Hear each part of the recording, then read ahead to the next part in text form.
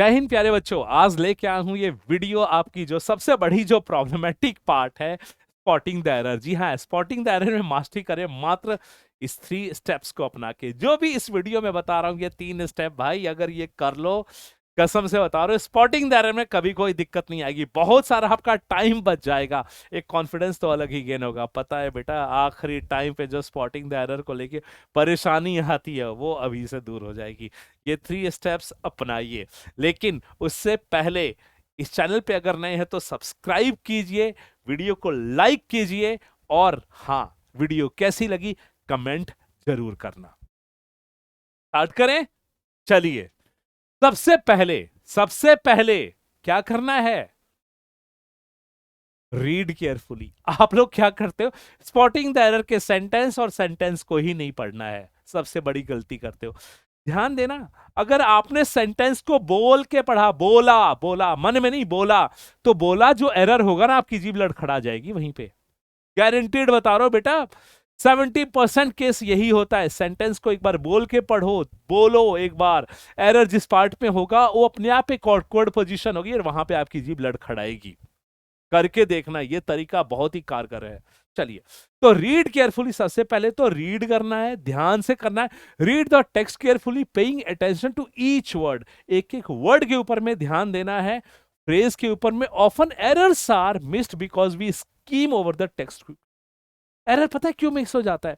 क्योंकि जो भी हम पढ़ते हैं ना, हम स्कीम करते हैं जल्दी में, टक से ऊपर पढ़ के खत्म हो गया। अरे एरर कहां पे है? स्कीम क्यों कर रहे हो? क्यों कर रहे हो? स्कीम का मतलब पता है क्या होता है? हाँ, दूध के ऊपर में धीरे से मलाई को निकाल लेना जल्दी से। हम लोग क्या करते हैं ना, जल्दी से पढ़ते हैं कि फटाफट हमें एरर दिख जाए। कभी नहीं दिखेगा, कभी भी नहीं दिखेगा। आपको क्या करना है? केयरफुली पढ़ना है, ठीक है। चलिए एग्जाम्पल बताता हूं। मैंने देखा ही इज, चलो ही के साथ में इज, परफेक्ट। एज, एज, ठीक है। इंटेलिजेंट, इफ नॉट, अरे यार, एज इंटेलिजेंट। मैंने तो एज गुड एज पढ़ा हुआ है, एज इंटेलिजेंट पढ़ा हुआ है। एज इंटेलिजेंट कैसे? और उसके बाद इफ कैसे? पढ़ते ही मुझे एरर मिल गया यहां पे। He is as intelligent as, if not more intelligent than his brother who has qualified for the post, this post. बेटा पता है क्या चीज है? एरर छोटा सा था इसके अंदर में, इसलिए इतना बड़ा सेंटेंस लिखा कि आप सेंटेंस देख के अपने आप को सेंड करो, अरे बाप रे, इसमें एरर कहां पे होगा यार।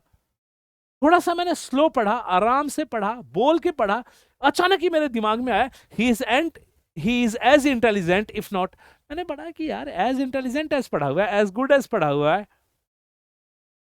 तो एज इंटेलिजेंट इफ ऐसा तो नहीं पढ़ा यार मैंने कहीं पे। ठीक है, मेरा एरर मिल गया। ये क्या कर रहा है?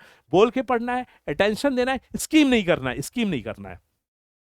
उसके बाद में दूसरा जो चीज है, ध्यान देना, जब भी सेंटेंस पढ़ो, दूसरा जो स्टेप है ये है, take systematic approach. Systematic approach लेके चलना है। When you are looking at the errors, it can be helpful to have a systematic approach. Systematic approach मतलब सेंटेंस अगर ध्यान से पढ़ो तो सबसे पहले चेक करो कि यार इसमें सब्जेक्ट वर्ब एग्रीमेंट का तो कोई एरर नहीं है। चलो, सब्जेक्ट वर्ब एग्रीमेंट का एरर नहीं है तो क्या वर्ब और टेंस का तो नहीं है? वर्ब और टेंस का नहीं है तो क्या प्रोनाउन का तो नहीं है? प्रोनाउन का तो नहीं है तो क्या प्रेपोजिशन है और कुछ तो नहीं है? मतलब सबसे पहला स्टेप आपका होगा सब्जेक्ट वर्ब एग्रीमेंट का, दूसरा वर्ब और टेंसेस का, तीसरा प्रोनाउन और उसके यूजेस का, और उसके बाद में बाकी। बता रहा हूं, ये 3 मान लोगे ना, कभी भी दिक्कत नहीं आएगी। एग्जाम्पल ये लो जी, the various consequences of the decision taken by the finance ministry was not foreseen by bureaucrats.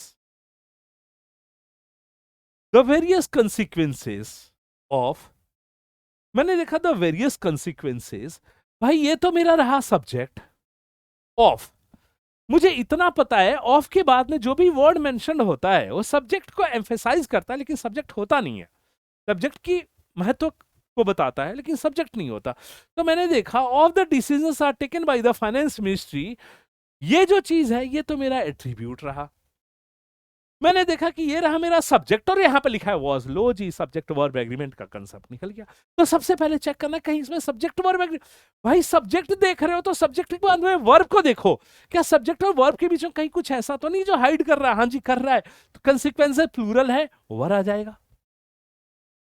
Approach सही है। जैसे ये सेंटेंस है, when Mirabai was sent away, when Mirabai was sent away from her home because she spent most, sorry, Mirabai was sent away from her home because she spent most of the time in the company of holy men. No error. चलो systematic approach, Mirabai was sent, passive voice, ठीक है, away from her home, अपने घर से भेज दिया गया, चलो जी ठीक है, बिकॉज शी स्पेंड, अरे यार सेंटेंस मेरा किस में है, सेंटेंस तो मेरा पास्ट में है, तो ये स्पेंड क्यों आएगा यार, ये तो स्पेंट होना चाहिए, स्पेंट होना चाहिए। लो जी आ रहा है मेरा बी पार्ट में, समझ में आ रहा है, ये अप्रोच है। फिर उसका नीचे वाला सेंटेंस क्या है ये मुझे समझ में नहीं आ रहा, चलिए कोई नहीं, बट ये रहा मेरा अप्रोच। अब उसके बाद में अब आगे देखते हैं अगला अप्रोच क्या होना चाहिए, यहां पे आप लोग मिस करते हो। ध्यान देना, स्पॉटिंग द एरर बिल्कुल एक मैथमेटिक्स की तरह है, आप जितनी ज्यादा प्रैक्टिस करोगे कंसेप्ट उतने दिमाग में बैठेंगे। हम लोग क्या करते हैं, ग्रामर को रूल्स को रटते हैं, रूल्स मत रटिए, सेंटेंस की प्रैक्टिस कीजिए, जितना आप प्रैक्टिस करोगे उतने ही आपके फंडामेंटल्स क्लियर होंगे। तो 3 स्टेप समझ में आएगा।